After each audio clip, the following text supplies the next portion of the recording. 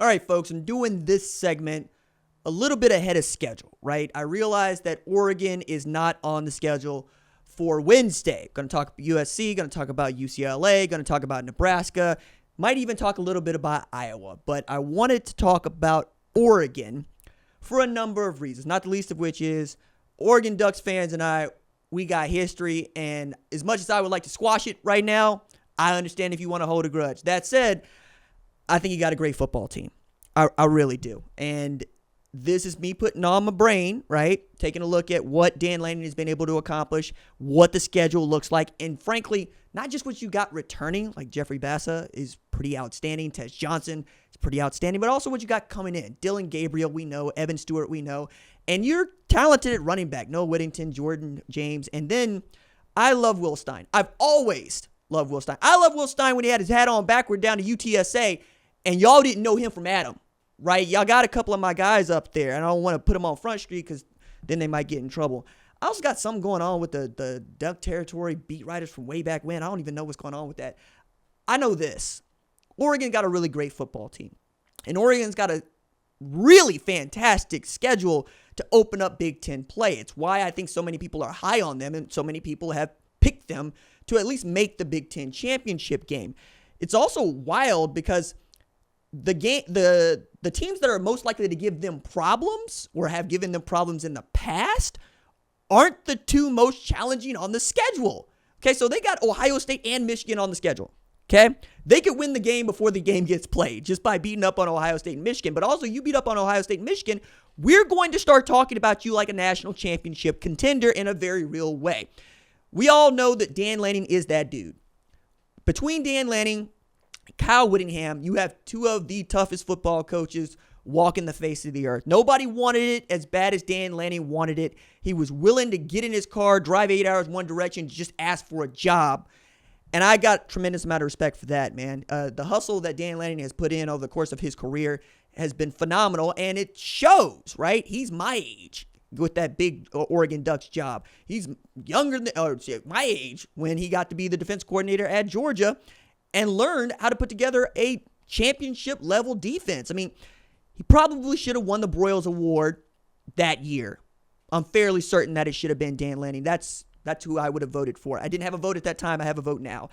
I had a tremendous amount of respect for what he was able to do with that Georgia football team, but the award is the award, right? Being a finalist, anybody could win it, and I think we would all look to Dan Lanning this year as a guy who should nudge himself into the Coach of the Year conversation once again. Been able to keep those coordinators, been able to get all of Oregon pulling in the right direction, and then won the offseason in as far as coaching goes when Nick Saban stood down, like he said, okay, I'm retiring, and the first person they called was Dan Lanning at Oregon.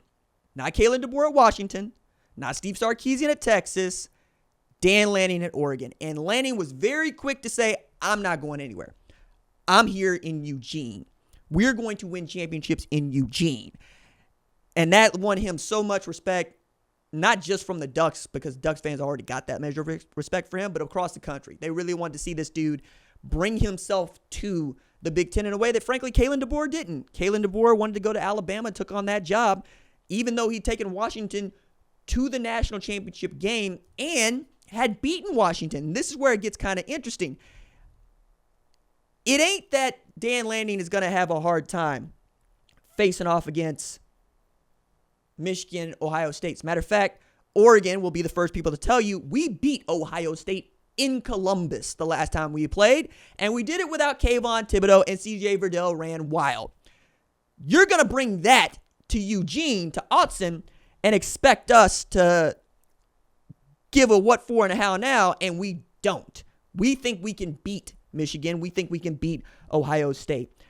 I'm looking over at my second screen here because I can't believe this record, and I just want to make sure I get it right because nothing worse on this show than getting a fact wrong and then having to come back and or say, hey, I got that wrong, or having to further explain what it was I was trying to get at. For instance, Trevor Lawrence is the last true freshman quarterback to lead his team to a national championship, which is the point that I was trying to make in as far as what your true freshman can be. I realize that Ohio State fans feel some kind of way about me leaving out Maurice Clarett, but Maurice Clarett was a running back, not a quarterback. So Dan Lanning is 1-1 against Oregon State, who we don't expect to be very good this year, and 0-3 against the Washington Huskies. Wild, right?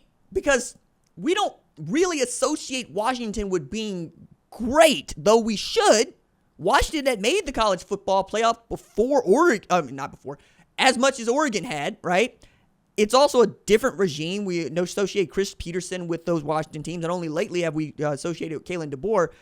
And Dan Lanning, Kalen DeBoer, basically the same kind of guy in as far as up-and-coming coaches that really didn't have any history with Washington and or Oregon, but Washington and Oregon had history with each other, and that rivalry game will always mean the world to both of them. I got friends on both sides of that rivalry, man. Oregon fans can't lose to Washington. Washington fans need to beat Oregon. So when it happens and a Michael Penix Jr. comes along, they soak that up.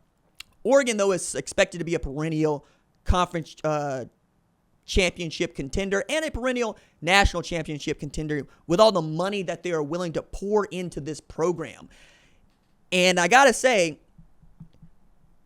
I think SMU might be looking, Southern Methodist might be looking at Oregon and saying, there's the blueprint, because they are going up a level. Like Oregon is transferring from one power conference to another.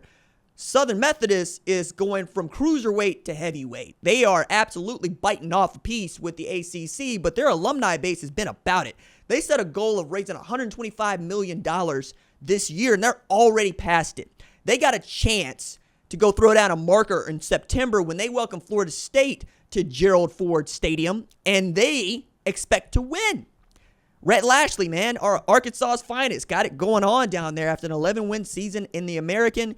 They played close against Oklahoma team that people were like, wow, is Oklahoma really that bad? No, SMU is really that good. You got to see that. Both of those teams won 10 games or more, 10 for Oklahoma, 11 for SMU. And then you played against Texas Christian, right, who was in a similar position to Southern Methodist a few years back when Gary Patterson brought them to the Big 12. Oregon's got to feel like we're coming into this conference the way that Greg Schiano feels about Rutgers.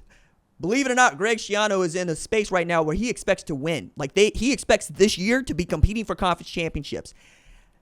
I don't know about that, but that's more about what Rutgers has been in the past, not necessarily what Rutgers is today. And their schedule also shakes out to be pretty doggone good. This might be the year that we see Oregon and Southern Methodist come into their own, and maybe perhaps they meet in a college football playoff if things break correctly.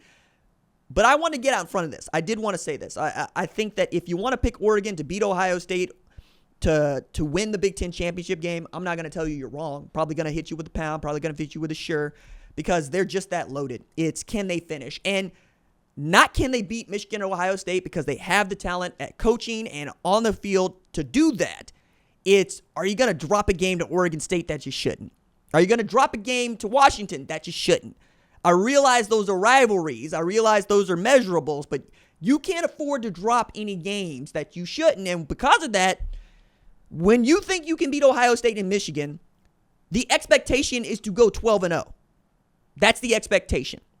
I think that Oregon fans would be right to expect out of Oregon in 2024 what Ohio State fans expect out of the Buckeyes in 2024, and that is to run the damn table.